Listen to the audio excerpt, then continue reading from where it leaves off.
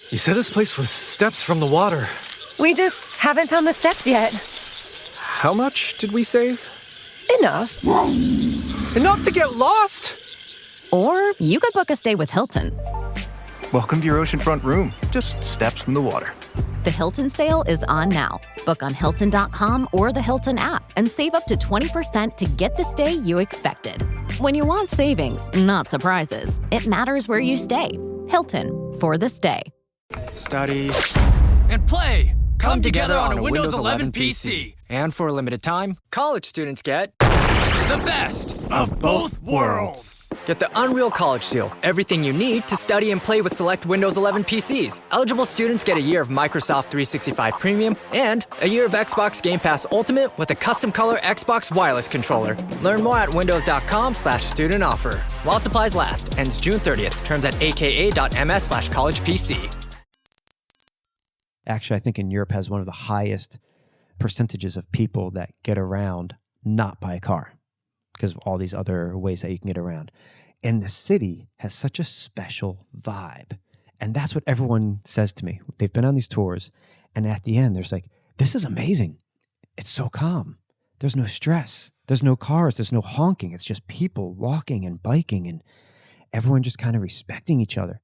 Of course, that is Oslo, Norway. He is talking about my home city and Europe's greenest capital. That is Curtis Rojak. He's our guest today, the founder of Viking Biking. You can learn more about them at Viking Biking Oslo. They do bike tours, hiking tours. Curtis has literally done thousands of tours through the city, as you'll hear. So when I was thinking about doing a Hidden Gems Oslo episode, I tapped him for his expertise, his advice, and just because I knew it would be fun to get together and do an in-person interview. And I get a lot of emails when people are coming through here.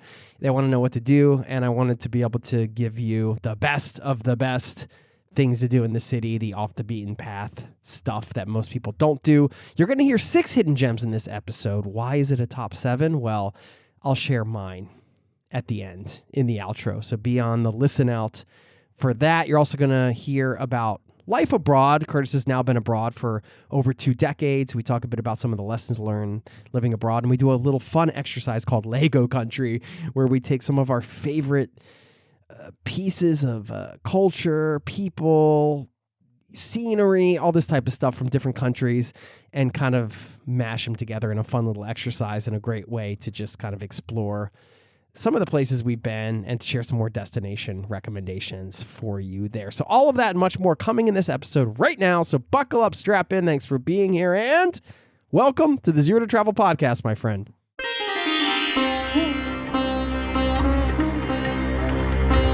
You're listening to the Zero to Travel podcast, where we explore exciting travel-based work, lifestyle, and business opportunities, helping you to achieve your wildest travel dreams. And now your host, world wanderer and travel junkie, Jason Moore.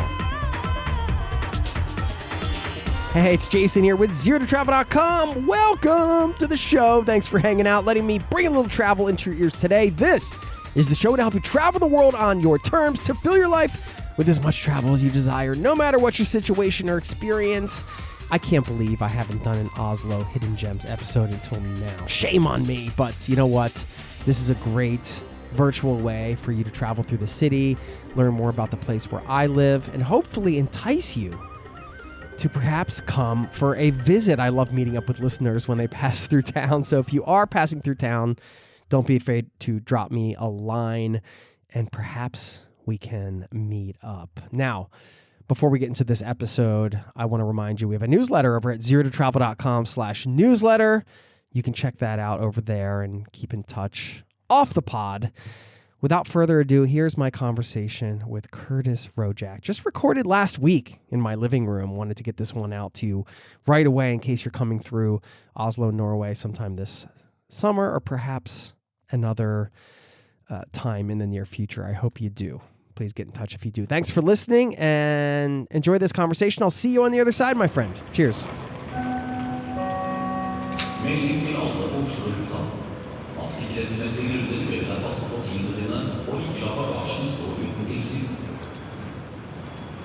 Attention everyone at Oslo Airport. For security reasons, Curtis Rojak, one of 2 Rojaks in the world. Welcome to the Zero to Travel podcast, my friend, in person in my living room here in Oslo, Norway. Welcome, man. On a beautiful sunny day, it's great to be here. Thanks, Jason. Rojak, it sounds like I don't know, could be a detective name, could be... Good old Kojak, that dates us. It puts us back in the 1970s. My actual last name is Rojakovic, and I shortened it. I'm living overseas, here in Norway, originally from the U.S., land of immigrants, and I get to Norway and going to have kids. And my wife and I are talking about whose name and, who's going to take whose name and this and that. And she's like, that's a handful, Rojakovic, to give to the kids. Mm-hmm. And I said, well, I've always gone by Rojak my whole life. We used it as a nickname growing up. My parents, me, we just always were like Rojak, Rojak, Rojak. And I was like, well, why not? That'll make things a lot easier when I'm overseas. Everyone can say Rojak. Yeah. And so I dropped the Ovic and I went from Curtis Rojakovic to Curtis Rojak. There you And go. all my kids have that name too. And it has been very, let's say, expat international friendly. And now you've been living abroad longer than you lived in your home country, which, by the way, I should just mention, because you've been on the podcast before. Curtis, you're the owner of Viking, Biking, and Hiking, the biggest, perhaps, tour company in Oslo, Norway, which is why you've done almost 2,000 bike tours around the city. Myself, That's a lot of pedaling, man. And that's a lot of knowledge about the city.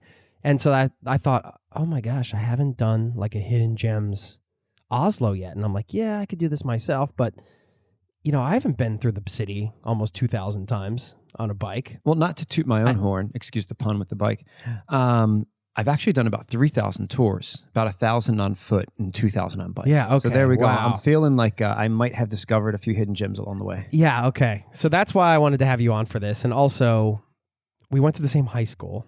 If people listen insane. Yeah, and so we didn't know each other, and we met here, which is kind of crazy.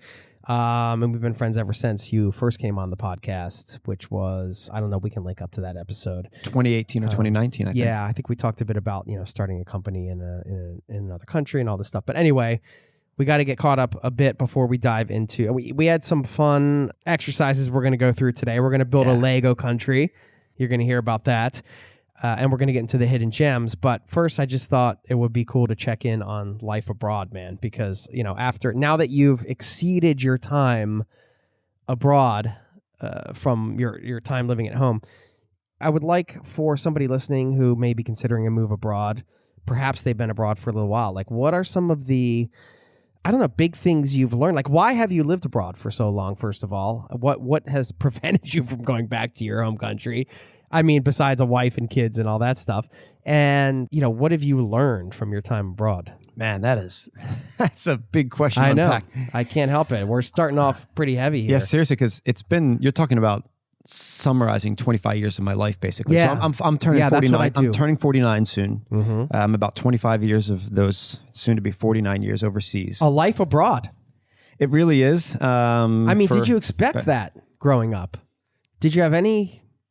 No, so I don't know if we touched on this before. I have another podcast I've been on. Is I grew up in like a typical suburb, nice place to grow up, had a great childhood. But I remember whenever I went into the city, whether that was Old Town Philadelphia, visited DC, somewhere that was more like walkable and compact and urban, I felt a different energy.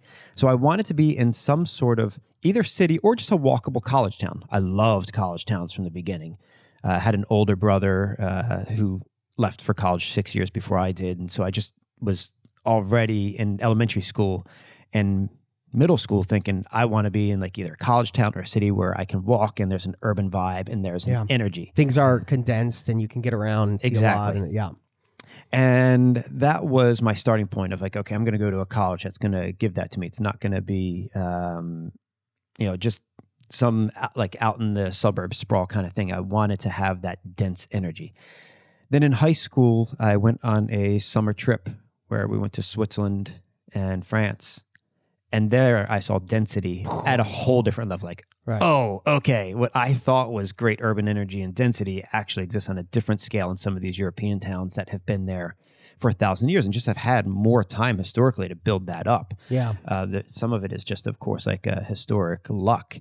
And so that immediately for me was light bulbs going off in my head. Like, Sure. okay, this is actually what I want. I thought I wanted, a Washington, D.C. or a cool college town, which I still was very into. But in the back of my head, I started thinking, okay, long term, maybe that's actually what I want. And I remember coming home from that 16 years old and telling my parents, I'm going to move to Avignon, France at some point.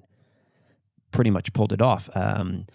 Was just 100 kilometers north of that on the Rhone River and lived in Lyon. So I think that trip, since I was already in the mindset of looking at colleges and I was going to go to college that had a bit more kind of walkable downtown and just more compact, that I was ready. Yeah. And mentally I was in the right headspace to kind of embrace the idea of, I could find this even more intensely abroad. Mm-hmm. And that's what I think lit the fire. And so then, studied abroad and kind of stayed Just more or less, and just kept, because it fit me. I think starting off with that mindset so early, maybe having the older brother who went off to college, just like, I want to be in a college town. I want to be in a city. I want to do something dense and urban and cool, just led me here. And then it fit me. Yeah. I think what happens is, this can happen at any age, but where you grow up, it's for circumstances, right? Like you're living the lifestyle that your parents live based on where, not only their choices and how they live their life, but based on the environment you're in, right? So we lived in the suburbs. We could walk a mile to 7-Eleven, but to get milk, but nobody does that. Yeah. Everybody drives everywhere in America. And it wasn't very walkable even at the time. Now in Newtown, where we grew up, or that area, we have there are sidewalks and things like that. But even still, if I go from my mom's townhouse to go across the bypass to go to Newtown to get to the sidewalk, there's a sign that says, no, you're not allowed to be walking to cross the bypass. Yeah. And it's just like, well, what do you mean no pedestrians? We're human beings. Like, we have two legs. So anyway, so the lifestyle thing, I think, is what sometimes is the thing that opens your eyes when you go abroad, or something you're like, oh, like I can actually live my daily life in this way. Oh, I don't have to get into a car for everything. That's one of the things that appealed to me about Europe too. Like, you're on a train, you just dropped off in the center of Amsterdam or wherever, and you're like, wow, I can just take public transportation and I'm here. One of the reasons why I moved to Boulder is because, I don't want to get in a car for everything. So in Boulder, Colorado, there's a lot of bike paths. You can get around on the bike and get places on foot and stuff. But when I went back there with my family and we had to drive a lot, even there, I was still like, the U.S. is just generally not geared towards that type of urban planning. Wasn't really well thought out. No, not at all. And I think, not in every city, of course. No, and of course it also depends. Like, we ended up It's what you in Europe. can afford too, But I think that, the fact that we end up in Europe is that we are looking for that type of lifestyle. But other people who are going to be expats are looking for the beach life in Central America. And then it's maybe not going to be the same types of values that they're looking for in their expat experience that we're looking for. Or if you're moving to Tokyo or Bangkok, you're looking for some sort of crazy energy almost. It's those mega cities. Yeah. Mexico City is popular now. Yeah. And so I think you need to know if you're going to maybe launch into an expat adventure, in a way, what values you're looking for of lifestyle. Okay, I want something where I can walk everywhere, where there's cool cafes, great urban energy, but not too overwhelming. You're maybe going to end up in Europe. You're thinking, I'm looking for kind of laid back surfer lifestyle. You're going to end up at a beach in, Belize or something, or Nicaragua. Costa Rica. You're looking for just crazy energy, that kind of nonstop. The city goes 24/7. You're going to end up in, as you say, Mexico City or Rio de Janeiro or Bangkok or something like that. And so it's quite useful to realize in your gut what feels right. And that's what I was looking for already, as I mentioned, when I was a middle school and high school student. And so I kind of followed my gut to, this is a lifestyle that fits me well and my values well, and what I want my adult life to look like. I loved my childhood where I grew up. I don't have a single complaint about it, just fantastic area to be a child in. But it wasn't what I wanted as an adult and for that next phase of my life. And so if you are looking for an expat adventure, it's not like all expat destinations are created equally. And I think you have to be honest with yourself. What am I looking for? what phase of my life am I in now, but is this going to be a long-term thing? So should I think like not just for what do I want to do for like a fun party year, but where do I want to be for 5 or 10 years?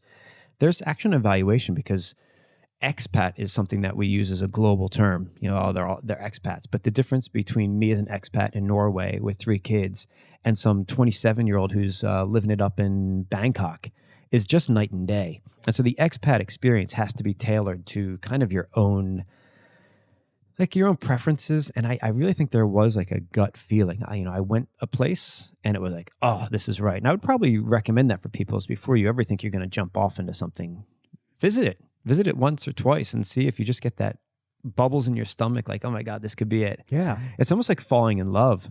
You know, it's like you meet the right girl and you get like the little, the butterflies. Yeah. The intuition. I think you should feel that also when you're thinking about an expat destination. If you have to convince yourself too much, it might not work because it's quite demanding to be an expat.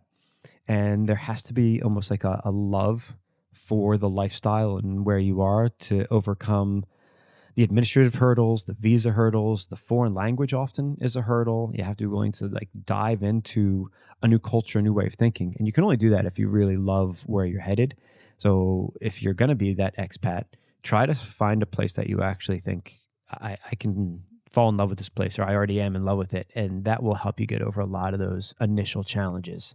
And I found that in Europe, and I've traveled to other parts of the world, but it never quite captured me in the same way. It was more like, oh, this is fun to visit. Whereas Europe was immediately like, I want to live here. And when I say Europe, of course, most of my experience is Western and Northern Europe. So I just think there's something of knowing what you like and realizing expat is some catch-all phrase that actually is maybe not quite nuanced enough. And make sure you love the place you're going as an expat. I said the same thing when I first came to Europe. I came back and said, I'm moving to Europe. I want to live in Europe. And I guess those intentions do come true after a while sometimes. But I think that's great advice, man. I appreciate you sharing that because I think that also applies to anybody that's considering spending extended time abroad in different locations. That's another one I always encourage people to take a look at the lifestyle type of thing first because, if you're going to stay in a place for 3 months, everything's shiny and new in the beginning, and then you sort of settle into the rhythms of the regular life. And then it comes down to what's your daily life like there? What kind of daily life do you want to live? Which, of course, equals your life. Well, I mean, let's talk about Oslo, man. I'm just curious, having done 3,000 tours through the city, as we mentioned, what are some of the impressions that you've heard from people visiting the city and taking it? And by the way, just drop if people come to a city, they should go to Viking Biking and do a tour. I always think this is the best way to see a city. Day one, you can get on a bike and you can go around to all these great places. You're kind of slow traveling through the city. You're still seeing spots. You can see spots you might want to revisit later. You're getting an overview. You're getting a great experience and an introduction to a place. You're getting to learn about some of the mindset and the cultural stuff. So anyway, you're providing a great service, man. Well, I do bike tours myself. Well, let people know it. Just drop. Let people know where they can book. Yeah, so it's pretty easy. The name you don't forget, vikingbiking.com. Great marketing. There you go. And as I said, we've got tours out in the nature with Viking Hiking. We've got bike tours in the city with Viking Biking. And I practice what I preach. When I visit a new city, I've taken a lot of bike tours around the world, both in North America and Europe. It's a great way to Southeast see Asia. Place. Yeah, even in the chaos of Southeast Asia, I've been in bike tours, and it's great. I mean, that's what's so fun when you're biking in the chaos. Yeah, you're it's great. You got somebody on a moped with 6 family members. Taxi driver on speed going right by you, baby. Somebody's you're dodging, you're dipping and dying. There's the stray dog. You got to go around. It's like a video game. Of course, Oslo is not like that. Oslo is probably the most peaceful place you could bike. Did you see the new Jon Nesbo, Harry Hole? He's like a famous detective series on Netflix. They make Oslo look like, they got trash strewn around. I'm like, this isn't Oslo. They've tried to make it gritty. They try to make it gritty. It's clean. It's impeccable. It's a bit like Switzerland of the north. We'll get back to the interview in just a moment. Are you somebody who lights up when you're planning a trip? You just love geeking out about a destination, finding amazing accommodations, and piecing together an unforgettable itinerary. You're already thinking like a travel advisor, so maybe you should be one. Imagine if your love of planning vacations could actually become a source of income. With Fora, you get the training, tools, and insider access to turn your passion into real earnings as a travel advisor, so you can build a thriving business on your terms, all alongside your job, family responsibilities, or other passions. Every cruise, hotel, or activity you book as a Fora advisor earns you money in the form of a commission or percentage of the booking cost. Getting started can be as easy as booking trips for people you already know. Turn your passion for travel into a fulfilling business with Fora. Become a Fora advisor today at foratravel.com/zero to travel. All one word. That's Fora, Fora, travel.com/zero to travel. Make sure you tell them we sent you. Foratravel.com/zero to travel. I live in Norway, and one of my favorite Norwegian words is koselig. It means cozy. And it's a word that goes beyond a simple definition, though. Koselig is more of a vibe. It's about comfort, crafting a pleasant atmosphere at home, and taking time to enjoy life with friends and family. And if you want to check out some amazing products to help you live your best koselig life at home and do it in style, check out Cozy Earth to find everything from clothes that actually feel good, like their jogger sets, which are lightweight, breathable, and the kind of soft that only gets better over time, to clogs you'd wear to the farmer's market or the mailbox, bedding, sleepwear, and more. Plus, Cozy Earth offers risk-free purchases, backing everything with a 100-night trial because they're confident you'll feel the difference. And if you don't, returning it is simple. Give yourself the kind of comfort that lives with you all day. Head to CozyEarth.com and use my code TRAVEL, all caps, for an exclusive 20% off. And if you see a post-purchase survey, mention that you heard about Cozy Earth right here on the Zero to Travel podcast. Cozy Earth, comfort lives here. Now, back to the show. Well, what are the impressions like that you get? What are some of the things you've heard time and again from people who have been on the tours, because they're seeing it with fresh eyes? It's changed. So we first started our tours in 2012. My first time in Oslo was 2002. So I have 2002 to 2012. And in 2012, I start the tours. And then I've got 2012 until now when I've been running the tour company. The first impressions 24 years ago was Oslo was just kind of gray and dull, didn't have much of a soul, felt like an administrative place. 4:00, it's dead. I don't know, if we're from Pennsylvania, it'd be like visiting Harrisburg. It's like, no one's like, I'm going to Harrisburg. Sorry, anybody listening. From Harrisburg, PA, but it's not like the destination. And Oslo was a bit that way. By 2012, it was kind of up and coming. I would say it was getting better. The opera had opened up and it had won Best New Building in the World just a few years earlier. And there was a kind of a youthful vibe, like, hey, this city's going somewhere. But still, when I was starting tours in 2012, I wouldn't say the feedback was the same as what it is now. The feedback then was, it's an interesting hodgepodge. It's a mix. Like, there's some new architecture, there's some old architecture, there's some good sites, but there's no one Eiffel Tower, there's no Colosseum of Rome or an Empire State Building. There wasn't any one thing that grabbed people. Now, 14 years later, and they went into this kind of experiment that we call the bilfritt byliv, the car-free city life, where they've been trying to get the cars out of the downtown. Right, the main highway's underground. All the parking's underground. There's no real way to cross the downtown east to west without using the tunnels. And what's left is a city that has been taken over by electric scooters, pedestrians, walking, joggers, bikers, and public transport. Actually, I think in Europe has one of the highest percentages of people that get around not by a car because of all these other ways that you can get around. And the city has such a special vibe. And that's what everyone says to me. They've been on these tours, and at the end, there's like, this is amazing. It's so calm. There's no stress. There's no cars. There's no honking. It's just people walking and biking and everyone just kind of respecting each other. And there's such a special feel to the city. It is the greenest capital city in the world. You're talking like almost 2/3 is green space. So I think that inherently lowers the temperature. People are just like calm to begin with. Then you throw in the fact that you get rid of the cars, you get rid of the parking spaces, and you turn the city over to people. And it just strikes all of our customers. We go out on the islands and it's like this peaceful haven 10 minutes from the city. And people are like, is this a city? That's actually been the Visit Oslo. They've had this viral marketing campaign for the last year where this guy is going, I wouldn't even visit Oslo. It's not even a real city. And it shows people swimming in the downtown, jumping off sauna roofs, which you and I love to do together, some sauna time. Really popular in downtown Oslo. It's got people swimming in lakes. Oslo's got 323 lakes. You're walking down streets where there's no cars anywhere. And so they've leaned into it as a city, which is Oslo's like not almost like a real city. It feels like a village surrounded by nature. And yet it has all the trappings of a big city. It's got all the good restaurants and the bars and concerts, including your band, which is doing great, by the way. Shout out. Shout out to Laundry House. Shout out to Laundry House. If you love 90s rock, man, these guys, seriously, Jason, man, your band's awesome. I think now the feedback I get from people is consistently that. Just like, what an unusual place. The calm, the zen, the peacefulness.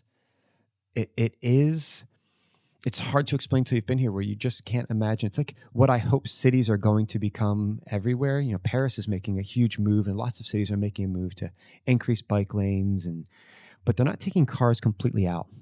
And Oslo really has. And of course, politically, some people are very much against it. But for those who live here, it's great. It has had a wonderful effect on, for example, asthma rates, child asthma rates. The pollution is way down. And of the cars we do have, they're mostly electric.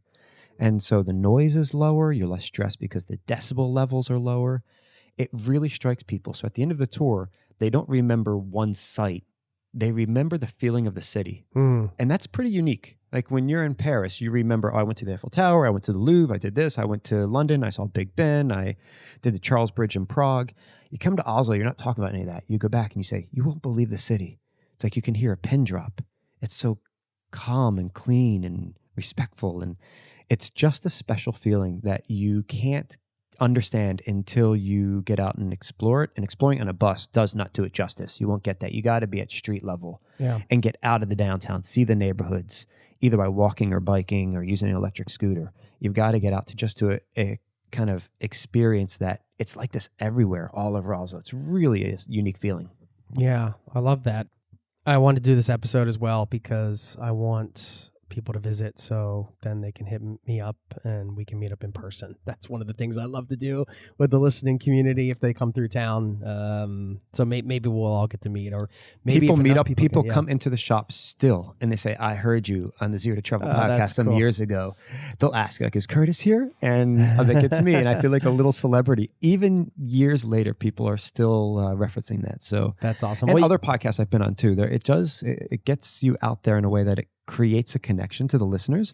And as soon as I meet people that have heard me on the podcast like this, it's like also I'm more open to it. I'm like, oh yeah, like I feel like we know each other. Yeah. Often because we have similar interests, right? Yeah. So I think that's what it is. It's like it's community. Yeah. Community. Yeah. I love that. So it's just interesting to hear the take on the ground level from people who are really seeing it and taking it in for the first time, and that's the biggest impression, the one that you just shared, that's sort of like the takeaway, the number one thing sort of people are talking about when it comes to Oslo. And I do feel like there is a sense of laid back beach town vibes, not in like the Jersey Shore, I'm going to pedal my cruiser bike to the bagel shop way, you know, surf bum way. Yeah. I love that. I love that vibes. Not quite that. It's still Scandinavian, but it's not frenetic like a New York City or something like that. There's a laid back vibe to it, and I think that's a great entry point into some of these hidden gems that you have. And after this, we are going to do, I mentioned Lego country. You're like, what's that?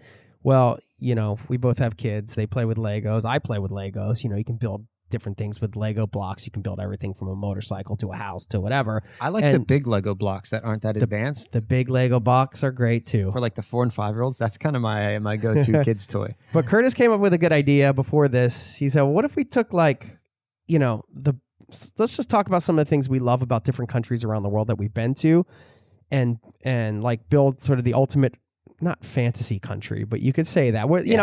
I would say like when I'm building Legos, like I can build something cool and then, you know, the next day it could be something totally different. So that's just where we're at today. But we thought that might be a fun way to share some of the places that we've been, some of the things we like about them in like kind of a fun way. So we'll save that for after this, but I want to dive into the hidden gems, man, because these lists are always fun, and I want to see if I've been to any of these, and if not, I showed you earlier, I have a list of things I want to do this summer. with the kids. We have a whole list, so I might have to add some of these to that list. I hopefully can add to that list, actually. All right. Do you have these ranked to like your number 7 to number 1? Or No, you know what I've done? I've done categories.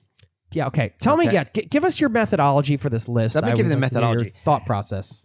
You know, because some people are like, oh, your top 10 restaurants or your top 10 museums or this or that. But then you're just limiting yourself to people who just want restaurants and just want museums. Everybody's going to eat, have an experience, maybe do nature, So I've thought about categories. And I thought, could I find a hidden gem where one is culture related? One is going to be out by the coast. Norway has the second longest coastline in the world. Oslo has 40 islands and tons of great beaches. So I could do something coast.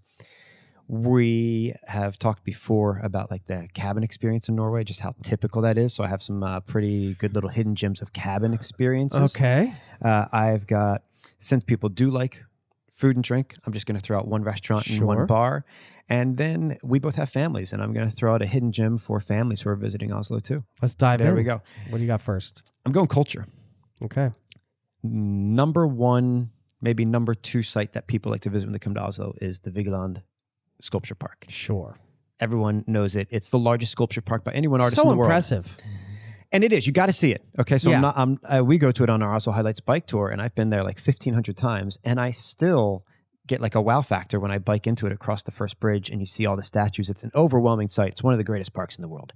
But most people don't know that Gustav Vigeland, the famous artist who did it, had a brother who he worked with and then ended up kind of competing with. They had a falling out. And he created one of the most incredible pieces of art in all of Norway, which is his own mausoleum. I haven't been there yet. I've been meaning to go for so long. You can actually rent it as a band and play acoustic concerts in there. Really? Yes. Okay. Amazingly so. It's only open, I believe, on Sundays. What's it called? It's called the Emanuel Vigeland Mausoleum. Okay. And it's part of his museum. He has a museum attached to it that shows some of his other works. But the mausoleum is his Sistine Chapel. When you walk in, the door is small and you have to squat under it. And his ashes are in an urn above your head. So you're basically like bowing down to him as you enter into his own mausoleum, which is dark and confusing and weird. You don't know what to make of it. But it is like a modern Sistine Chapel. It is every square inch is painted in the weirdest motifs. It's pretty dark, not just literally, like it's kept very dark, but dark in its kind of theme. It is moving. It's unlike anything you've ever seen in your life. It's outside of the city center. I think it's in Slemdal, which is like 3 or 4 metro stops outside of the downtown. So it's not that hard to get to. You can jump on the metro and make your way out to Slemdal. And then it's just like a few minute walk and you've hit this mausoleum. But the museum part of it is open multiple days per week. The mausoleum, though, I believe is only open to the general public on Sundays, or you could get a ticket to a concert when they're hosting concerts, which bands like yours can pay, get the mausoleum, and it seats maybe like 100 people or something. So it's a pretty intimate show, but it's really, really awesome. Man, that's cool. It All right, is- that's I want to. And let me I want tell to you, play a concert there. the only tourists that are going to that are basically Norwegians on a Sunday. You'll feel like a real local who's discovered a hidden gem. The mausoleum is just something else, man. It is wacky art, Yeah, awesome. but I love it. What a great start to this list. So there you go, culture. So everyone knows of the Vigeland Museum, but visit the brothers' less known mausoleum. It's awesome. I'm gonna jump over. We're gonna stay on the west side of Oslo, and I'm gonna jump into a family activity. I'm gonna see if you know. Have you been up to Bogstad Gård? No. It's on a beautiful lake called Bogstadvannet. Okay. As mentioned, we have more than 300 lakes in Oslo city limits. It's one of the more spectacular. We have no big castles in Norway, right? There was no aristocracy. Everywhere else in Europe you go, there's huge castles. There's a few exceptions if we have these beautiful old farmhouses that are massive, that look like country manor estates. And Oslo has one, and it's this Bogstad Gård, which means the farm of Bogstad, on this lake. And it has a petting zoo, but it's not like a normal petting zoo. The animals just roam around the grounds. And you just go and your kids walk them on the sheep and the goats and the cows and the horses, and they're just like roaming free. And you just walk the grounds like these beautifully English kind of inspired landscape gardens through wild fields of like grasses and oats and wildflowers, and you just run into sheep. it's a real like Norwegian experience, because in Norway, you know this, of course, when you go to like your family's mountain cabin, sheep and goats are just roaming wild and cows up in the mountains. And you get that vibe in Oslo. You walk out to this amazingly beautiful farm. It has a nice cafe. It's got like a little like a store where you can buy homemade trinkets and, you know, artisanal products and stuff like that. But the real thing for a family is that you just walk among the animals. It's not like you go and you just have to like pet them carefully. No, you're just like rambling around, and there's some sheep over there and some goats over there, and you're just hanging out by the edge of the lake, and a sheep comes up and kind of sniffs you, and you're like, oh my God, and the kids love it. And so it's a petting zoo in a Norwegian way. Because Norway is really like the animals are given great rights, and you're not supposed to keep them cooped up and pinned up. And it's every cow gets their own bed. Seriously, it's for just example. It's really amazing. And so Bogstad Gård is spectacular. It's up in the northwest of Oslo. It's also accessible by public transportation. They have good food.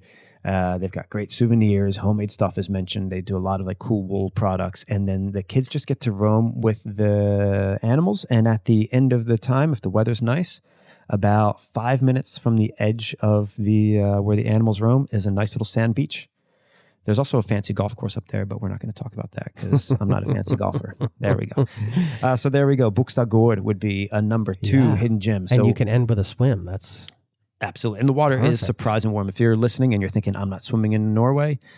2 places I haven't been so far. It's great. And get up there and go swimming, because the water is actually surprisingly warm. So it's not bad at all. Going on my list. We're going to stay on the west side for a third one, which is going to be, of course, Bygdøy is a famous peninsula. It was an island turned peninsula. Great to bike out there. Great. Speaking of biking. Yeah. We rent bikes, and we actually do tours out there. We call it the Oslo Coast Tour. Not too creative, but it is amazing coastline. It's famous for its museums. It's got like the Viking ship museum, which will reopen in a year or so. It's got the Fram Museum, Kentucky, the Norwegian Folk Museum. What's less known to visitors is it has small sea cliffs that you can even dive and jump off.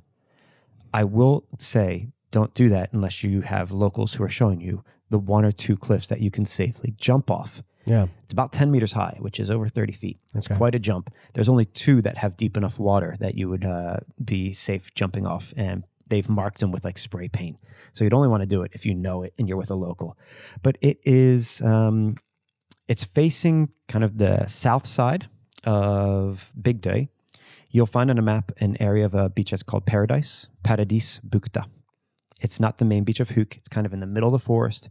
You get off the bus, line 30 takes you down to the very end of Bygdøy called Huk, and you walk a lovely like 20-minute walk along the coastline. Huk is a great beach to spend It's a great day beach too. with kids and stuff. But this is even a better, like really, really hidden gem. You get off at Huk, and then you walk about 20 minutes or so along the coast. Easy to follow path. You get to Paradisbukta, which is a nice little beach, and you continue. And you're making your way towards Bygdøy Sjøbad, the old Royal Swim area, which is now just a public beach. So in between Paradisbukta and Bygdøy Sjøbad, you have an area of sea cliffs. The views are spectacular. If you're just going to take in the views, that's also cool. Just to be standing in a city and you're looking out at sea cliffs and the open fjord and the rolling hills around it.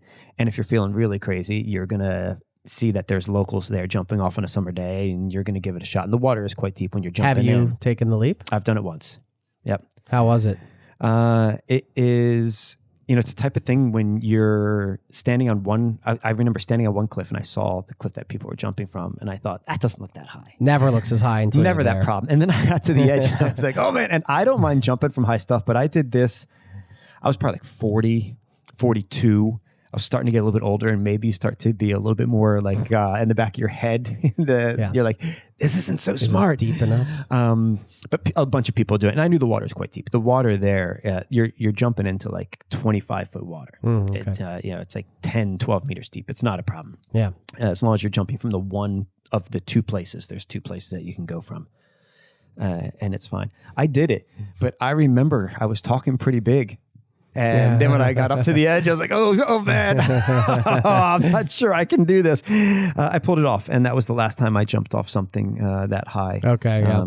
Except for the sauna with me, but that's not as... It's not as high. No. This is pretty high. This is like the open sea. So the sea cliffs are really surprising. Oslo, I think when you think of Norway, it's just so far north. You're like, I'm not going to be jumping into the water. But the water's quite warm in the summer. It's in the 70s Fahrenheit. It's in the 20s in Celsius. And these sea cliffs, it's really cool. And once again, there's not a tourist in sight. It's just locals jumping off it, which it should be. Yeah. You want it to be locals because they know where to jump from. Yeah, so most people aren't going to make the effort to go further when you're visiting just for a handful of days. So, I mean, that's why I like to do these episodes, because I feel like, when you make those efforts, those experiences, you really carry them with you. And this isn't more than far, though. Like you can get on this bus in the downtown. You take the bus from National Theater. It's about a 15, 20-minute bus ride. And then you get off and you walk 20 minutes through the forest. And it's a gorgeous walk. Even just for the hike and the views and everything like fantastic. that. If you're not going to jump off the sea cliffs, you watch other people that do, take a video, and then you tell your friends that you were one of them doing it. That's what I recommend. Okay, so those are 3 that are on the west side of Oslo. We got the culture one with the mausoleum. Yep. We've got the family-friendly farm called Bukstadgård in the northwest on the beautiful lake. And then we've got the sea cliffs on Big Day near Paradisbukta. Nice. So that leaves us with a few different ones. I'm going to go into the food and drink direction now. Okay. Yeah, I'm getting hungry after all the swimming and the farming and the absolutely. So we're over on Big Day. Mausoleuming. Yeah. We're over on Big Day. We've been doing our sea cliffs. Yeah. Not that far from there is this great little restaurant on its own private island where they have to pick you up on a boat and drive you back and forth. And it's Lilla Harben. Yeah. I don't know if you've been heard about it. It's not far from the Kentucky Museum. Can't remember if I was there one time, but in that area. It's a summer paradise. What's it called? Lilla Harben. Lilla Harben. Okay. It is just like a traditional kind of Norwegian seaside cabin. Reservations almost. Required? If you're sitting outside, you can't do reservations. If No. you're sitting indoors, you can. And if it's bad weather, you can still go indoors because it's all glass, as is typical in Scandinavia. Just like huge windows. We love big windows. When you have limited light in the winter, big windows keep you sane. So even in bad weather, it's great. But in good weather, that's when it's best. I've been there a few years for my birthday. My birthday's in the middle of July. And it's just like a little paradise on earth. Kids, if you got kids with you, there's a small little beach there where you can go wading, a couple little swings hanging from the trees. It's like 1950s still exists. There's, you just feel like time has stopped. It's this charming little, it's a port too. So it's got like some small little boats there, a charming little traditional Norwegian cabin vibe that does mostly seafood. Yeah. A pretty easy, simple menu. I mean, you're not going there that the food is Michelin rated, but it's good. I mean, it's nice quality seafood. Just solid seafood, Norwegian seafood. Yeah, a nice glass of white wine or like a Pilsner, and you sit there and you just watch the boats go by. You put your feet in the water if you want to cool off, and you just appreciate like the good life by the Norwegian way. You know, we think of like La Belle Vie in France, and you kind of have this idea, well, what is that in Norway? That is on a long summer day where the sun doesn't go down till 11 p.m. You're sitting by the edge of the water, you're eating some shrimp, and you're drinking a nice Pilsner. Yeah. Like, that's the good life here, is these long, endless summer days. And they don't really have a word for that, actually. They should. I mean, you can't say it's friluftsliv, like the fresh air life.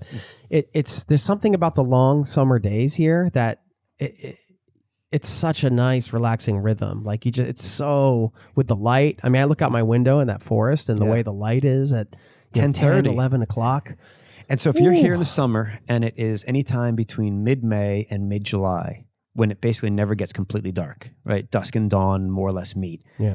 Go out to a place like this. Go to a little island in the middle of the Oslo Fjord. And soak it in. And just soak in the Norwegian good life, which we need to create a word. Let's create that. You have now. like de gode livet, but it's not like La Belle Vie in France. Yeah. It doesn't or really. Like Pura Vida in Costa Rica. Absolutely. Yeah. We need that concept it's because more than you will just, feel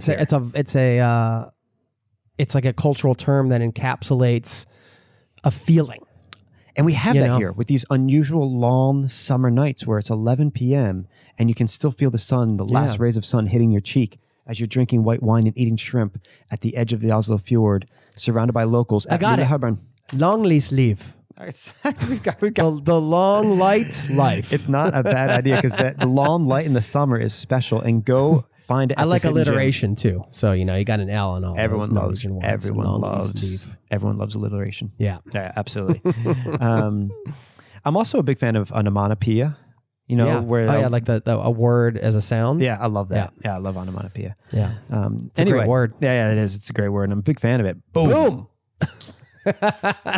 There you go. God, great minds think alike. We'll get back to the interview in just a moment. Ready to soundtrack your summer? With Red Bull Summer All Day Play, you choose a playlist that fits your summer vibe the best. Are you a festival fanatic, a deep end DJ, a road dog, or a trail mixer? Just add a song to your chosen playlist and put your summer on track. Red Bull Summer All Day Play. Red Bull gives you wings. Visit redbull.com/brightsummer to learn more. See you this summer. At first, I didn't think it was real. I woke up to this blinding light, and I was transported to another place. Pluto TV. Then I heard a voice. Come with me if you want to live.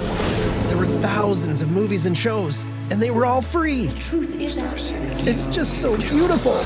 On Pluto TV, free streaming of Terminator 2, Fringe, Arrow, The 100, and The X-Files may cause excitement, loss of sleep, and sudden belief in extraterrestrials. No credit cards or alien encounters necessary. Pluto TV. Stream now, pay never. Now, back to the show. So that would be the restaurant. If you're looking for a place to get a drink, the best drinks, and this comes actually from my colleagues. I have a bunch of colleagues at Viking, Biking, and Hiking that have worked in hospitality sector, whether that's in hotels, restaurants, bars, and they have a really good list of like where are the best places to go.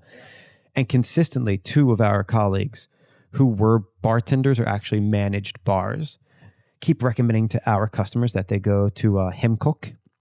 That's Himkok. Himkok. It's a cocktail bar. It's in Stortingsgata, which is not too far from the train station. Okay. Yeah. Pretty easy to get to. Yeah. So if you're looking for a downtown destination. That fresh cocktail kind of vibe. But it's award-winning. I mean, this is some of the best cocktails like the in Europe. scene. Absolutely. Yeah. Now, they also have a lot of stuff beyond that, but the interior is also really cool. It's just like a really special setting. I would just say if you're looking for a special drink opportunity, it's going to be going to Himkok, where you are, I think, getting like the best of both worlds, the best quality drinks and a really cool like Scandi atmosphere. So if you're looking for a cool Scandi atmosphere that's going to have high scale drinks, upscale drinks, you're going to go to that. I'll also say that if you're going to get drinks in Scandinavia, you got to be ready for a little bit of sticker shock. I would say it's like New York City or London prices. So if you're getting a fancy cocktail in London or a fancy cocktail in New York, you know you're forking out quite a bit. Same thing if you go to Himkok. I mean, these are not free. These are award-winning cocktails. You better be ready to put down some cold, hard cash. But we're talking it's $30 a drink? Yeah, that type of thing. That's the high end. Yeah. I think you're talking like $20 to $30 a drink. So, but it's worth it, man. Beers and all that are notoriously expensive here. I mean, I got a non-alcoholic beer at the music venue the other night. It was like $9. I was like, really? Like non-alcoholic? And then I bought my buddy a Pilsner, and I think mine was like 88 crowns, and his was like 98. I was like, really? Just 10 more crowns for alcohol? Like, yeah, that seems unfair, man. You're trying to be responsible. Yeah, come on, man. Let me tell you how good Himkok is, though. If you're going to put out the money, like we're talking about, it's pretty expensive. We've had in multiple reviews where people are reviewing our tours, like, oh, we had a great bike tour. We had a great like hiking tour. We have people then also saying, and our guide Ramek or our guide Neve gave this great recommendation of a cocktail bar, Himkok, and it was one of the highlights of our stay in Norway. And we love getting this local recommendation. And that's what this is. This is a local recommendation for one of the best bars, if not the best cocktail bar in all of Norway. And, it's I think it's new enough that's maybe not in all of the guidebooks. It's got a real cool Scandi vibe. Check it out. Okay, cool. I got one more. All right. I'm saving probably what I consider the best for last. All right. Let's hear it. So everyone knows about cabins in Norway. Everyone, the cabins are... Yeah. Well, not everybody knows that's listening necessarily. Give a brief tutorial of the cabin culture here and how massive it is. Yeah, if you've listened to any like podcasts about Norway, or you kind of watch a documentary show or a nature show, you're going to see that people are out in this amazing wilderness. Norway is about 3% built on, 3% agriculture, and 94% nature. Like, just let that sink numbers in. accurate? That's kind of mind-blowing. Exactly. Because I know when I drive places around Norway, I mean, there is a lot of nature in between, but I didn't realize it's that. Well, first of all, just go north. There's nothing. The further north you go, the emptier it gets. And of course, most of this country just can't have roads in it. It's above tree line. It's rocky chaos left behind by the glaciers from the last ice age. It's really uninhabitable to a large extent. And so when you're traveling around Norway, the nature hits you. And so, of course, the locals, they're no different than you. They're inspired by this nature, even though if we're surrounded by it every day. It still is this special connection to nature. And, we've talked about this term, you and I, friluftsliv, like this connection to nature. So there's cabins everywhere. I've read, this is many years old, so fact check me on this, but I believe it still is the country that has the highest rate of secondary home ownership in the world. With an asterisk, often you own a secondary home with like your sister and your brother-in-law and like your uncle's ex-wife. It's like you got like a weird Google spreadsheet They to get show passed who's down using in the family. completely, and it gets all messy. And My neighbor has 4 cabins, access to 4 cabins, because his parents are split up and his wife's parents are split up, and they each have a cabin. Thank you. This is exactly what I'm talking about. He's like, we're so spoiled, it's insane. We have 0 cabins in our family, so we're lucky that my wife, as you say, has access to or is part. Like 1/9 owner of 3 different cabins, 2 in the mountains and 1 down by the sea. Well, I'll be hitting you up for a key to one of those. Yeah, cabin life is just so important here. Hytteliv, they're quite bare bones. A lot of times, people almost leave them bare bones. On purpose. I have a little beef with this though, because some of these cabins are not cabins. They're like giant second vacations homes. I'm like, this isn't a cabin. This is nicer than the house I live. You know what I mean? So those are often the ones that are like near the ski resorts that have good access to like municipal water and electricity. Generally, they're more traditional. The real cabins are more traditional, as you say, and they're off the beaten path. They don't always have running water. Absolutely not. Don't have electricity. My favorite name for any type of cabin amenity is the compostable burning toilet. So if you don't have running water and sewage, you get these toilets that just burn your crap. It's completely odor-free. It's actually not bad. I wouldn't mind one in my home. But anyway, that's an aside. They are called Cinderella. The Cinderella do. I love the fact that the toilet that burns up your crap is called Cinderella. I don't know where they came up with that. Is it cinder? Like cinder? Oh, that's a great play on words. I've never thought, but actually it's written like the fairy tale Cinderella. Yeah. But I bet you it's that because it turns it into like ash. So maybe it's coming from that. But I love the Cinderella toilets. Yeah. That's like the peak of Talk Norwegian about cabin reframing. Life. Okay, so cabin life everywhere. People love it. The rose toilet. That's like the love toilet on Saturday Night Live. Do you remember that? It was 2 toilets back to back with 1 common flush. Oh gosh. Oh man, that brings a couple together. So these cabins, they're everywhere. And a lot of people know in Norway there's the D&T cabin system where you can become a member of an association, the Norwegian Hiking Association or the Norwegian Tourist Association as it literally translates to. And they have hundreds of cabins all around Norway, including nearly 50 in Oslo. But what's less known is there's often regional cabin associations that are fighting for like environmental preservation of a certain area, and they own a few cabins, and the money that is spent on booking those cabins then goes into keeping their work alive. And my favorite one of those in Oslo is called the Oslo Fjordens Friluftsråd, the Oslo Fjord like outdoor consultants. And they do environmental protection all on the Oslo Fjord, which is long. Right? It's like 70 miles, 110 kilometers. It's got thousands of islands. And they have multiple cabins where you can fit a lot of people in some of these. Like some of these you could take 12 friends with. Some of them are smaller, more intimate. You might get a family of 6. Yeah. And then the price reflects that. Some of them are going to be like $400 a night because they sleep 16 people. And some of them are going to be like $120 a night because they sleep a family of 6. They tend to be basic. They can be on their own island sometimes. There's ones that are like completely private islands that were given to this association as like a gift by, some family that is put it in their will. Okay. And they left a cabin to this association. Yeah. You just go on their website. Once again, it's Oslo Fjordens Friluftsråd. So Oslo Fjord. We can get this list and we'll put it in show notes or something like that. And it's just my daughter, for example, she's gone a couple of years with a friend who rents one that's on its own island. Wow. And right outside of this cabin, which is very basic. Once again, it's like no running water, compostable toilets. You get your water from like a well that you have to go pick it up at for it's like 1860. And they have these slides that go right next to the cabin, right into the fjord. Like they've built these slides and the kids just are living their best life on a private island. You're like a millionaire on a private island with slides that take you right into the fjord on your own. And you can get this by going to this website for the Oslo Fjord and Friluftsråd and renting your own private cabin, of which there's many all up and down the Oslo Fjord. It's really a local thing.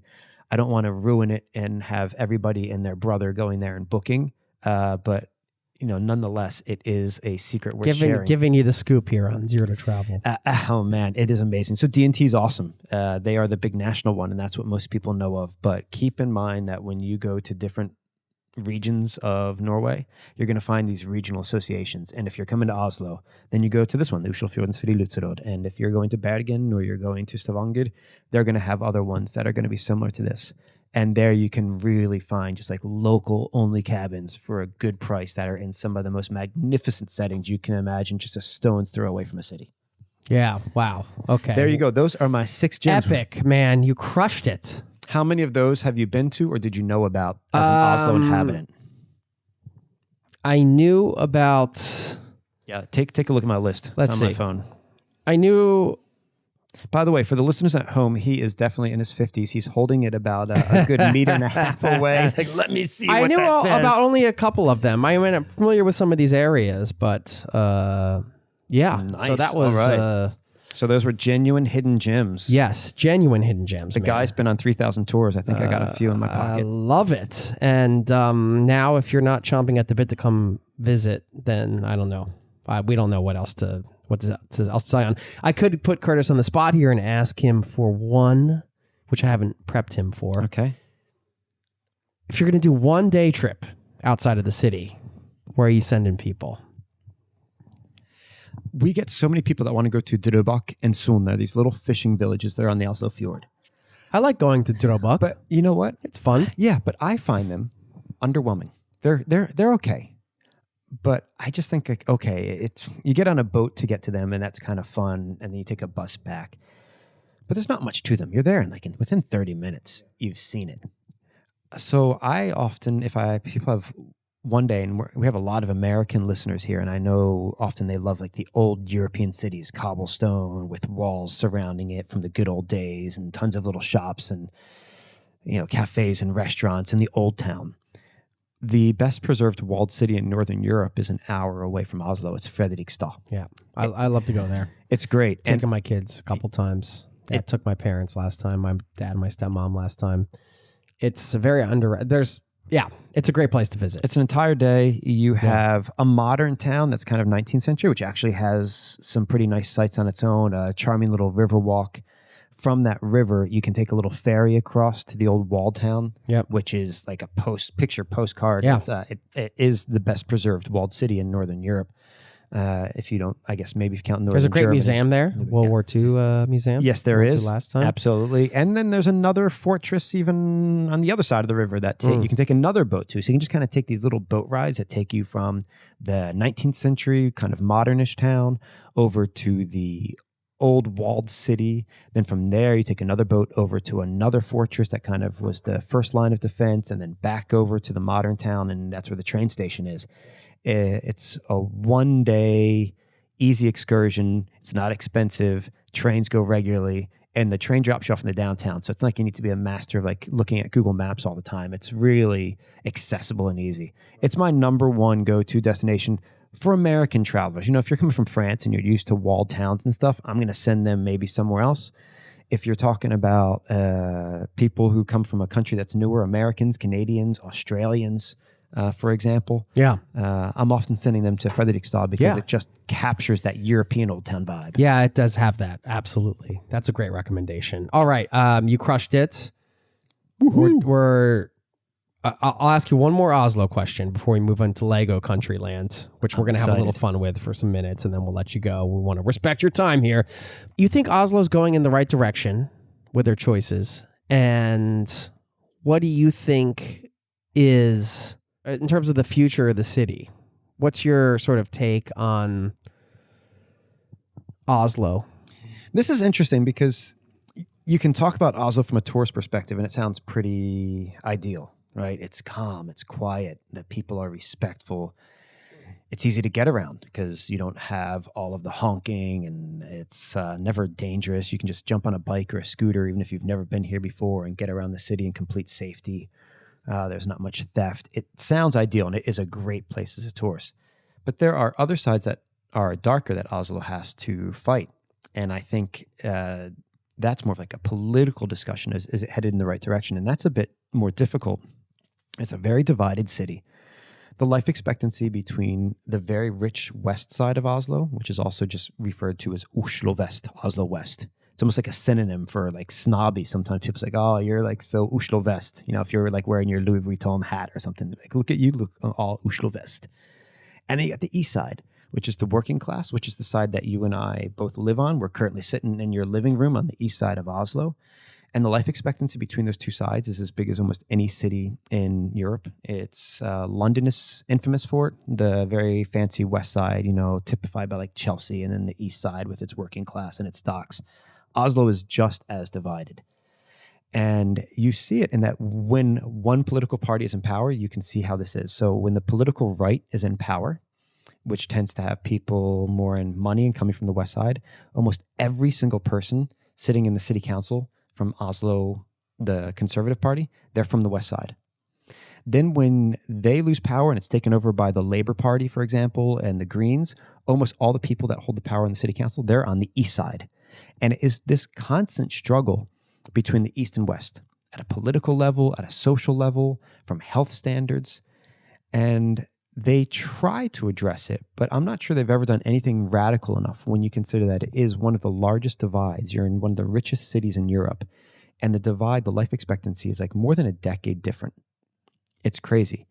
And so there is, I think, a real concern that the city is not equitably distributed. And they just approved, for example, a big building plan. They're going to have all of these new hubs where they can build denser and higher. Where do you think they're going to put all of the tall apartment buildings? On the east side. Where are they going to keep it preserved and having nice big villas? On the west side. It's like, it feels like they're going to exacerbate that difference. And so I'm not sure the city has tackled that. I feel like there's a lot of status quo with that, and I don't know if it's going in the right direction. And then an offshoot from that is that the east side, then you're more likely to have youth who are getting pulled into organized crime and, for lack of a better word, gang violence. And some of that is spilling over from Sweden. I just read an article in the newspaper. I think it was in Aftenposten. Maybe it was NRK. I can't remember, one of the two big Norwegian news sources, where they said Norwegian police and Oslo police has taken the threat of gang violence more seriously than Sweden, because they heard about it from Sweden, where it had gotten out of control in certain cities. It was mostly like narcotics being brought in from, I think Turkey was one of the big places among others. And that Norway has tried to take that threat more seriously so it didn't get out of control. But the police are constantly warning, like publicly, saying, we've got a real issue with gang violence, mostly in the east of Oslo, in these poor neighborhoods where kids don't see much of a future, and they're turning towards organized crime. And you know, you read about it and you see the numbers, and it's gotten worse and worse. And so is the city headed in the right direction? I feel like it knows what it needs to do.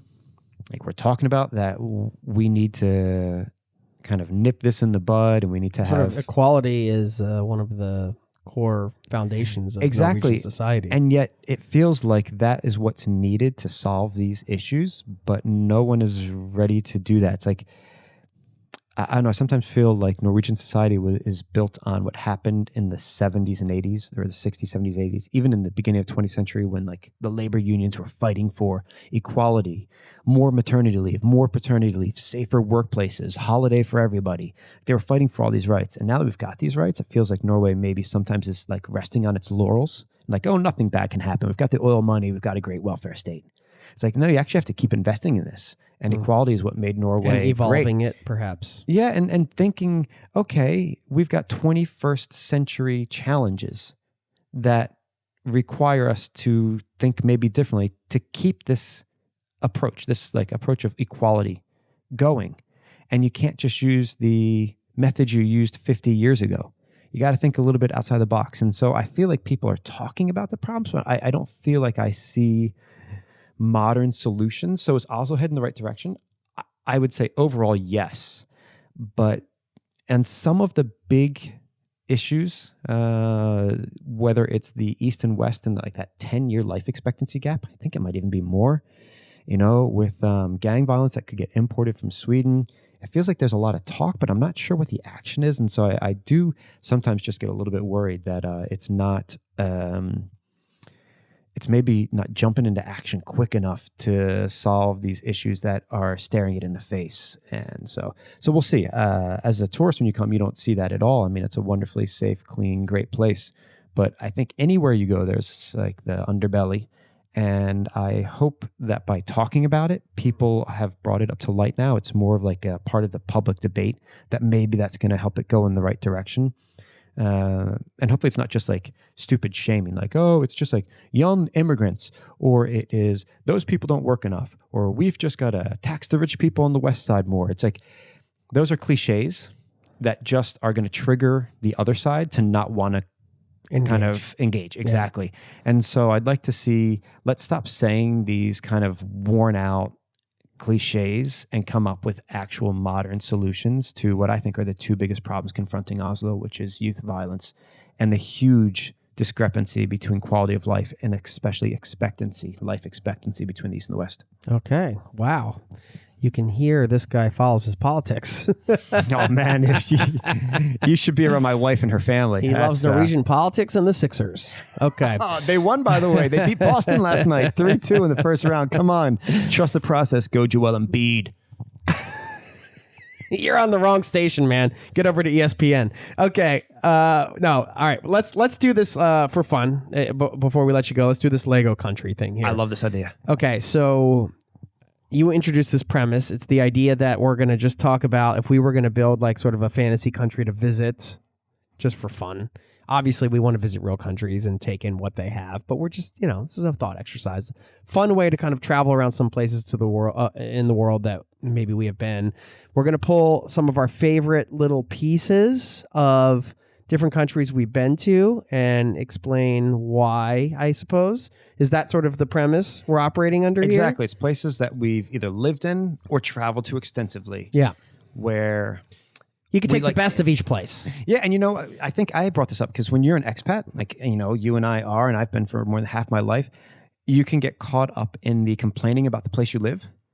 I found this in Switzerland when I was living in Geneva, and I'd get together with all my friends, and we were all just complaining about, oh, the Swiss are rude and the prices are ridiculous. And I was like, it's a pretty awesome country. From like the fact that you miss some of the things from home. I think that's what it is. Yeah. Because in the US, the locals are super friendly and the costs were much lower. Because when the honeymoon phase ends, you're back to the same supermarket with not a lot of choices of beers or whatever it is that you miss. That's exactly it. For example. But that's a legitimate point. And so I just find that when you've been an expat long enough and the honeymoon phase is over, all of a sudden you start focusing too much on like, oh, I don't like this. Oh, I don't like that.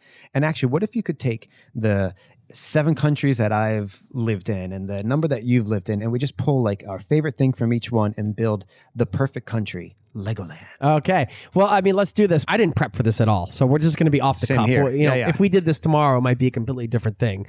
But this will be some ideas for destinations or reasons to maybe visit some places for the listeners. So, what comes top of mind for you? How do you want to kick this off? I can kick it off. Please do. Go ahead. I would say, in the spirit of saying you miss certain things about your home country, and somebody just asked me this the other day, well, what do you miss about, the States or whatever? I can't remember who asked me. And I said, you know what? I miss, it's not that Norwegians are not friendly.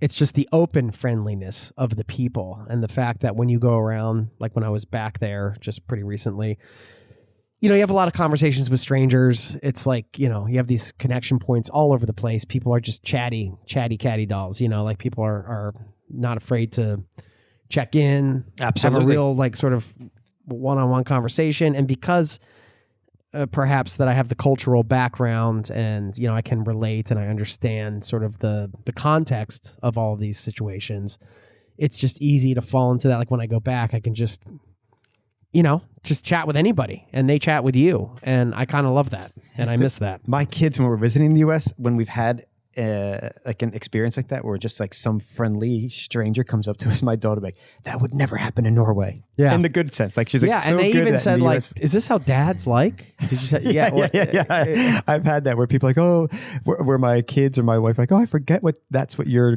non-Norwegian personality is like. It's not that you change your personality, but you adapt to fit into the culture a bit more. Yeah. And then, I lose that. So when I go back and I get that back, it's like getting a part of me back in a way. That's deep, and it's actually, it's legit, for real. I agree. I love that. I'm going to throw another one in from the U.S. that you mentioned earlier, which was you talking about jumping on your beach cruiser and grabbing bagels at the Jersey Shore. We just came back. We've gone 3 times now. My parents are in Vero Beach, Florida in January and February, or February, March. And it's a little bit that same vibe. It's that beach vibe. And we have this restaurant we go to, Mulligan's, and it is typical, like, it's a tiki bar kind of restaurant right on the edge of the beach. You're sitting in these kind of Adirondack chairs with your toes in the sand. It is that special vibe you have in American beach towns. Norwegian beach towns are gorgeous, but they're kind of fancy, for lack of a better word. And even when they're fancy in the U.S., they still don't retain like a beach vibe. It's not the sort of surfer bum culture vibe. Yes, in a way. And I love that. And my parents, they also have they have an apartment in Virginia Beach. And even that's just like, you get on the boardwalk, you ride your bike up and down the boardwalk, you go and you watch the surfers, you go to the pier and buy fudge. And there's a laid backness, if that's a word, that exists in the American beach town that I miss. And we go to the South Coast here and I love it. I mean, it's one of my favorite places in Norway, but there's still something special. And my kids feel it too. Like when we're there and we're at Virginia Beach or we're at Vero Beach, we're just in like a beach town. They can just feel it's like a magic energy of kind of a laid back attitude and just, God, you go into like a surf shop. My kids just love going into the surf shops in these places because that encapsulates we all have Ron feeling. John surf shop t-shirts. Oh, absolutely, man. And that's just, to me, that is the epitome of what I'm talking about. So if we're talking about friendly Americans and that kind of, it brings back that side of you. Yeah. The beach town vibe has something that kind of bubbles, it brings part of me back to life also. Yeah. I'm going to throw in another people related thing. I'm going to go down to Argentina and take the passion of the Argentinians, that sort of something about their vibe, their friendliness, just how that sort of the passion they have for life in a way. The Are way you a they tango talk, dancer? they're very expressive. No, I don't know. I just really connected with Argentinians during my time there. I had spent 3.5 months at one point in my life going back and forth between Argentina and Chile, and spending most of the time in Patagonia and most of the time in Argentina. And I just really vibed with them. I felt like at home. I felt like it was, this is a place that I could imagine being. And the way they speak Spanish with the Italian sort of inflections, and I don't know. And then, they'll go out dancing till the sun rises. I mean, I can't hang with that anymore necessarily. But so, the Argentinian people and also the Patagonian nature, which I have no complaints here being in Norway, but something special about the nature in Patagonia with the way the mountains are carved up and spectacular. I had a customer not that long ago who had just come down from the Lofoten Islands. Yeah. Which is, what I guess reputed as maybe the most beautiful area of Norway. I could see that as a... and they had just come from Patagonia. Very similar sort of... And they had said, wow, the only place that I've seen more beautiful than the Lofoten Islands in the world is where I just came from, Patagonia. And so they ranked that. And this was a person who'd been like 80 some countries. And they said there's the #1 most beautiful place that they had been to in the world.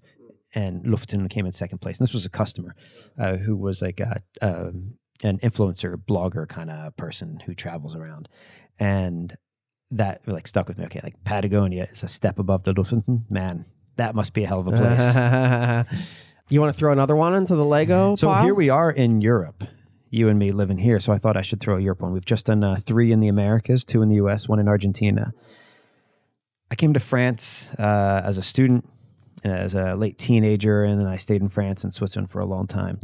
And I love small town France because they have compacted everything of big city life into small towns. The small towns are not these sprawling kind of soulless places whatsoever. You have this all over Europe. I mean, Spain does it beautifully. Italy does it beautifully.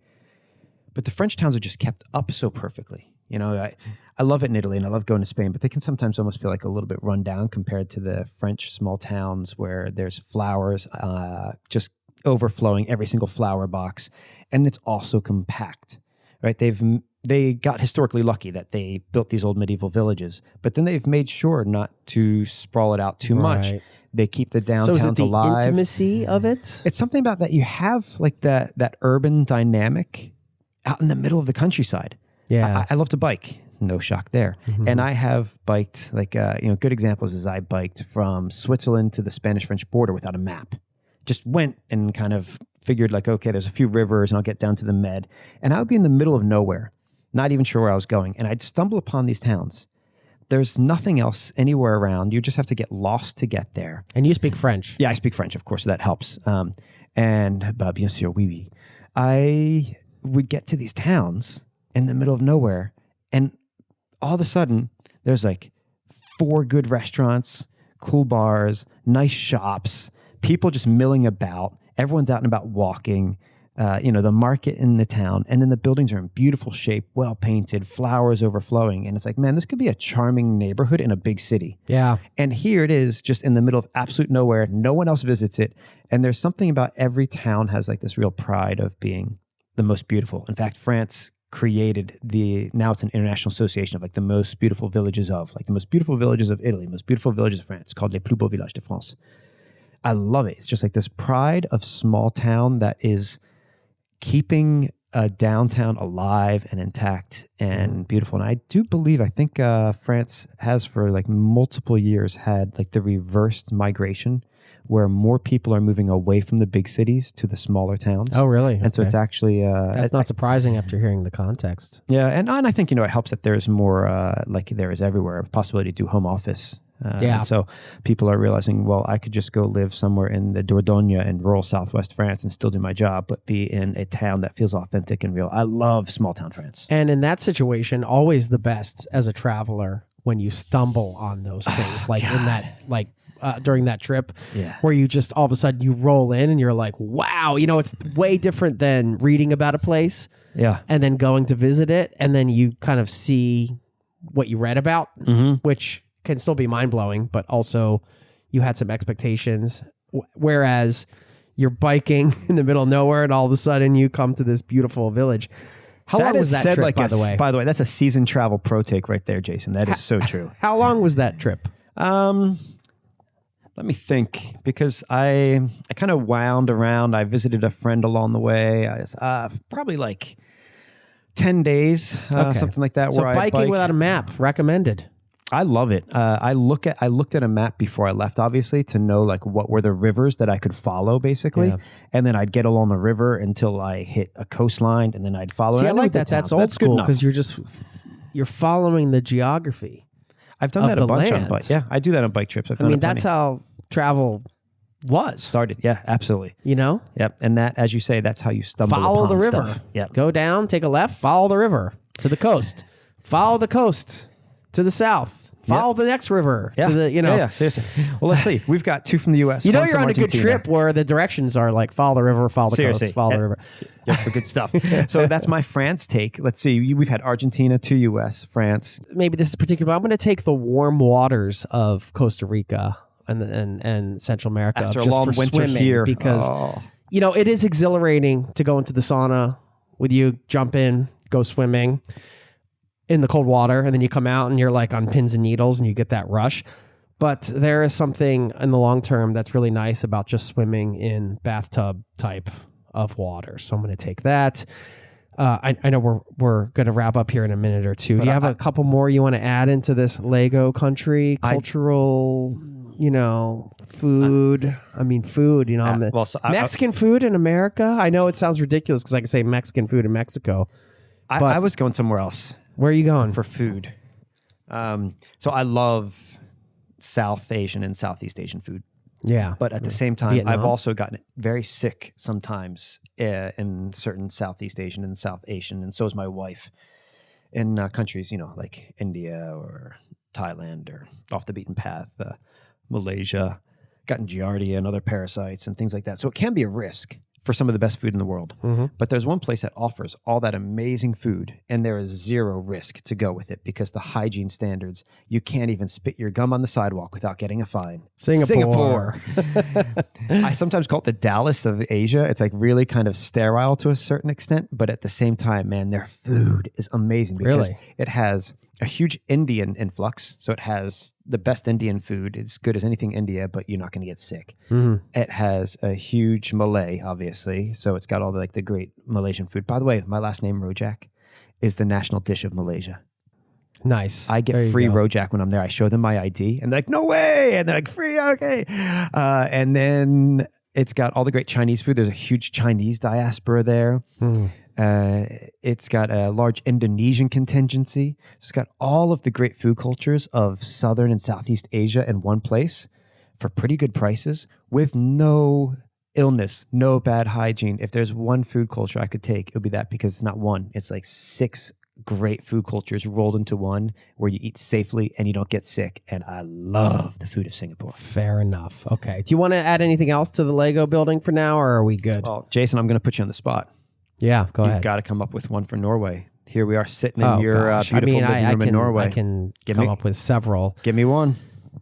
Well, I mean, culturally, I could say the friluftsliv, we've mentioned a few times, the fresh air life, that connection with nature that Norwegians have. I appreciate that. I appreciate that I can go out being a wimp on a winter day, freezing, and look and see my neighbor pedaling away on a bike with goggles on while it's snowstorming. I'm just like, what are you doing, dude?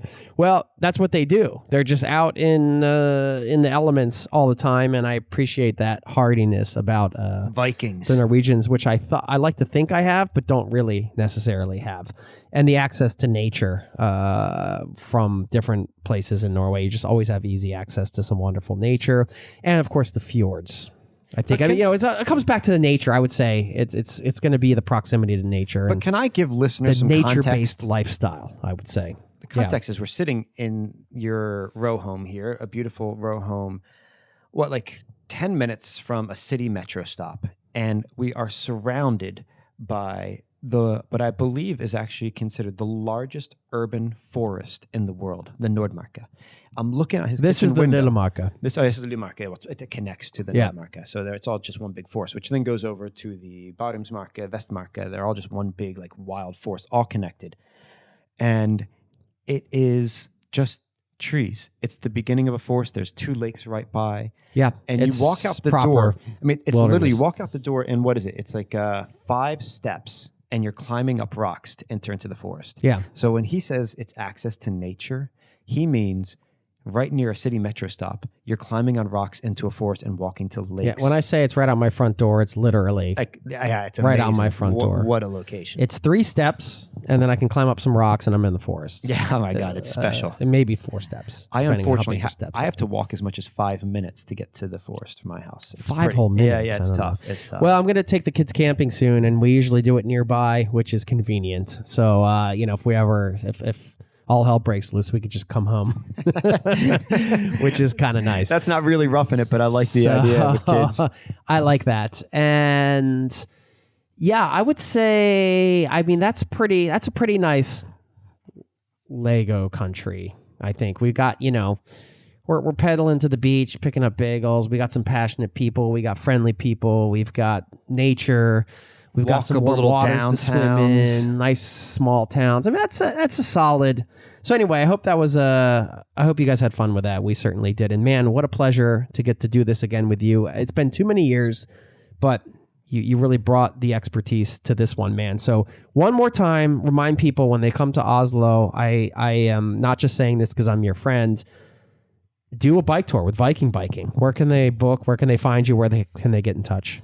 VikingBiking.com. There you go. And we got a lot of tours. Forget that.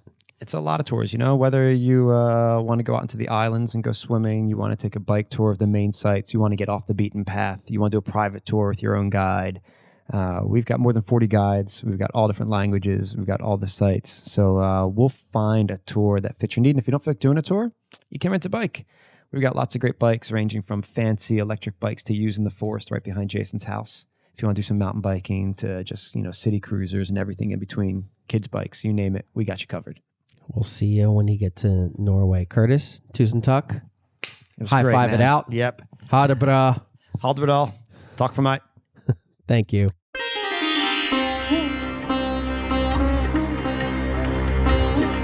There you have it. Thank you to my buddy Curtis Rojak for stopping by my house to record this episode. And then where did he go right afterwards? I just saw him zoom off on his bike, as he typically does.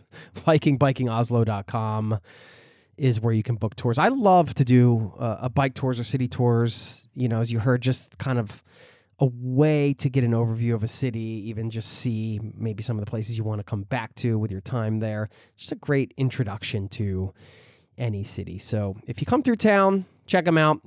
Now, as promised, I have to round this one up to 7 with my hidden gem. And maybe this isn't so much of a hidden gem. I know, but it hasn't quite taken off with the tourists yet completely. I would say most tourists don't do this. And that is doing one of the saunas with the Oslo Badstueforening, which is a nonprofit organization. They have saunas all around the Oslo Fjord and other places, even in some other remote areas of the city. My favorite is Sukkerbiten. Translation is sugar bite. And it's a group of sort of funky saunas right downtown. I mean, it's in the heart of downtown. You go past the Opera House and kind of around and out to this sort of pier. And you'll find these saunas. You can do drop-in price. It's pretty affordable. I think last time I did it, it was maybe a little over $20, something like that, US. And it's just a great experience. I mean, you get the hot sauna vibe, and then you jump off into the freezing cold fjord, typically cold.